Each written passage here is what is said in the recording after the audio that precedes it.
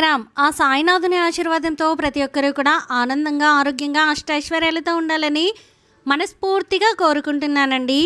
అనంతకోటి బ్రహ్మాండ నాయక రాజాదిరాజా యోగిరాజా పరబ్రహ్మ శ్రీ సచ్చిదానంద సద్గురు సాయినాథ్ మహారాజుకి జై.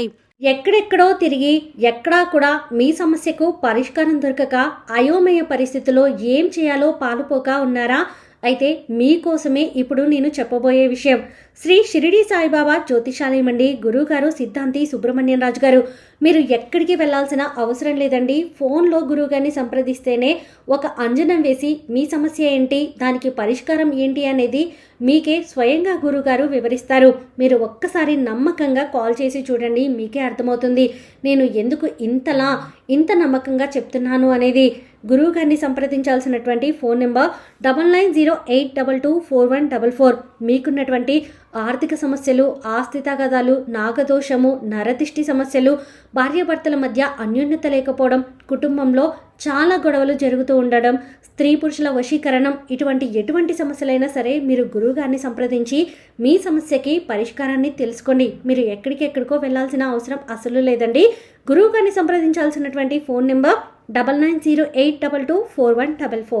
ఈరోజు బాబాగారు మన కోసం అందించిన సందేశం ఏంటి అంటే, తల్లి లక్ష్మీదేవి నీ గుమ్మంలో కూర్చొని దుఃఖిస్తోందమ్మా. నీ వంటగది డబ్బాలో ఉండే ఈ వస్తువే కారణం. వెంటనే నేను చెప్పే పని చెయ్యి అని చెప్పి బాబాగారు అయితే అంటున్నారండి. మరి బాబాగారు మనతో ఏం చెప్పాలి అనుకుంటున్నారో తెలుసుకోవాలి అనుకుంటే వీడియోని చివరి వరకు స్కిప్ చేయకుండా చూడండి. అలాగే మన ఛానల్ని ఫస్ట్ టైం చూస్తున్న వాళ్ళైతే సబ్స్క్రైబ్ చేసుకుని పక్కనున్న బెల్ ఐకాన్ని క్లిక్ చేయడం అసలు మర్చిపోద్దండి. ఓం సాయిరామ్, ఓం సాయినాథాయ నమః అని కామెంట్ చేయడం కూడా అస్సలు మర్చిపోకండి. ఇక బాబాగారు అందించిన సందేశం గురించి చూస్తే, తల్లి కష్టాలు వస్తున్నాయి, బాధలు వస్తున్నాయి, ఎప్పుడు ఇంట్లో ఏదో ఒక నెగటివ్ అనేది ఉంటుంది. మనుషులకి మనశ్శాంతి లేకుండా పోతుంది. ఎంత చేసినా కూడా ఉపయోగం అనేదే లేకుండా పోతుంది. ఎప్పటి పనులు అప్పుడు ముగిద్దామో అనుకున్నా కానీ ఆ పనులు అనేవి వాయిదా పడిపోతూ ఉన్నాయి. అలాగే చేతికి అందినంత డబ్బు ఇలా వస్తుంది, అలా ఖర్చు అయిపోతుంది.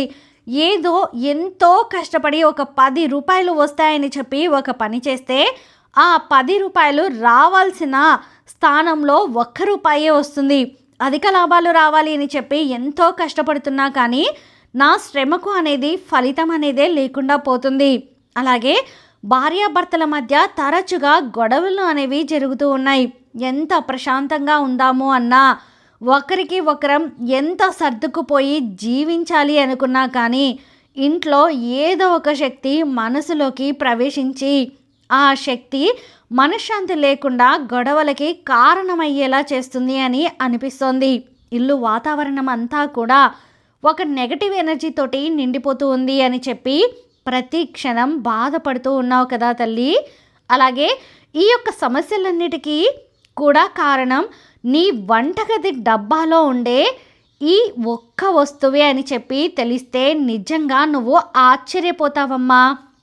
అలాగే ప్రతి మనిషి 1 రూపాయి సంపాదించుకున్నా కానీ ఆ రూపాయితో ప్రశాంతంగా అప్పులు లేకుండా కడుపు నిండా తిన్నా అన్నం అనేది ఒంటికి పట్టి ఆరోగ్యాన్ని ఇచ్చి ఆ యొక్క అంటే ఏది అనారోగ్యం తీసిపెట్టకుండా ఆ మనిషి సుఖ సంతోషాలతో ప్రశాంతంగా అంటే తిన్న అన్నం అరుగుదల అయ్యి కంటి నిండా నిద్రపోయి తెచ్చుకున్నటువంటి రూపాయి అనేది చక్కగా ఉపయోగపడుతూ ఉండి ఇంట్లో ప్రశాంతంగా ఉంటే ఆ ఆనందం అనేది పచ్చడి మెతుకులు తిన్నా కూడా ప్రశాంతంగా బ్రతకొచ్చు అంటారు. ఏ పూటకి ఆ పూట తెచ్చుకుని తినేవాళ్ళు కూడా ఆనందంగా ఆరోగ్యంగా ఉంటారు. కానీ లేచిన దగ్గర నుంచి టెన్షన్ పడుతూ టెన్షన్ బ్రతుకు అయిపోయింది, లైఫ్లో ప్రశాంతతే లేకుండా పోతుంది అని చెప్పి చింతిస్తున్నావు కదా అమ్మా. నీ భర్తతోటి కానీ లేదంటే నీ భార్యతోటి కానీ ఏదో ఒక రకంగా మంచికి పోతున్నా చెడు ఎదురవుతుంది. మంచి మాట చెప్పినా దాన్ని చెడు కోణంలోనే చూస్తూ ఆ యొక్క మాట కారణంగా చిన్నగా మొదలై చిలికి గాలివాన అయినట్లుగా చిన్న మాటలతోటి పెద్ద గొడవలు అనేవి జరుగుతూ ఉన్నాయి. అసలు ఇదంతా కూడా ఎందుకు బాబా నాకు అర్థం కావడం లేదు. నేను పూజలు చేస్తూ ఉన్నాను, ప్రశాంతంగా ఉండాలని కోరుకుంటున్నాను. అధిక ధనాన్ని నేను ఆశించలేకపోతున్నా, కానీ ఆనందంగా ఉండలేకపోతున్నాను అని చెప్పి కోరుకుంటున్నావు కదమ్మా తల్లి.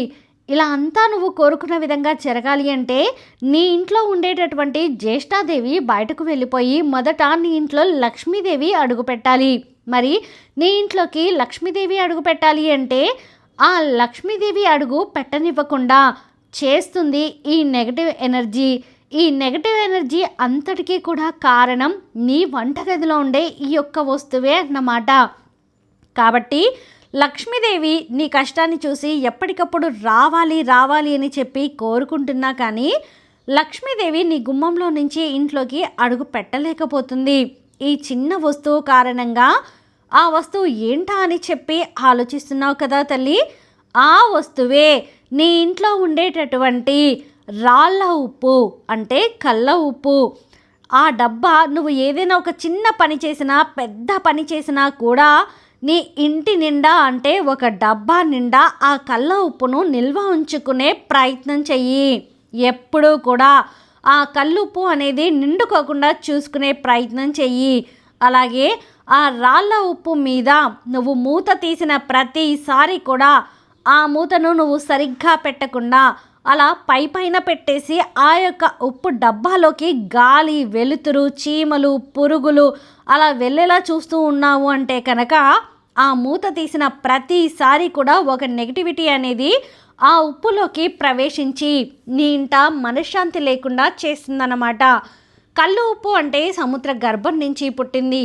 అంటే సముద్ర గర్భం ఎవరు పుట్టినా లక్ష్మీదేవి యొక్క పుట్టింటి నుండి వచ్చిన వస్తువు ఏదైనా ఉంది అంటే కనుక అది రాళ్ళ ఉప్పు.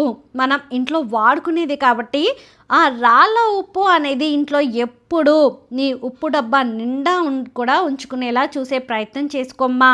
అలాగే ఆ ఉప్పుతోటి ప్రతి శుక్రవారం కూడా నువ్వు లక్ష్మీదేవి చిత్రపటం ముందు ఉప్పు దీపాన్ని వెలిగించుకునే ప్రయత్నం చెయ్యి. ఈ ఉప్పు దీపాన్ని 3 శుక్రవారాలు వెలిగించుకుంటే కనుక నీ ఇంట్లో ఉండే నెగటివ్ ఎనర్జీ పూర్తిగా వెళ్ళిపోతుంది. నువ్వు కోరుకున్నటువంటి ప్రతి కోరిక కూడా నీ ఇంట్లో ఫలిస్తుంది. మనశ్శాంతి దక్కుతుంది, ఐశ్వర్యం సిద్ధిస్తుంది, నెగటివ్ ఎనర్జీ పోతుంది. నీ ఇంటిలోకి లక్ష్మీదేవి ఒక్కసారి వచ్చి స్థిరపడితే జీవితాంతం అలాగే స్థిరపడిపోతుంది అన్న విషయాన్ని గుర్తుంచుకోమ్మా. అర్థమైంది కదా తల్లి అని చెప్పి బాబాగారైతే అంటున్నారండి. మరి ఈ వీడియో మీకు నచ్చితే ప్లీజ్ లైక్ చేయండి. మరికొంతమంది సాయి భక్తులకు వీడియోని షేర్ చేయండి. ఫస్ట్ టైం ఛానల్ని చూస్తున్న వాళ్ళు సబ్స్క్రైబ్ చేసుకొని పక్కనే ఉన్న బెల్ ఐకాన్ని క్లిక్ చేయడం అస్సలు మర్చిపోద్దండి. సర్వే జనా సుఖినో భవంతు. ఓం సాయిరామ్.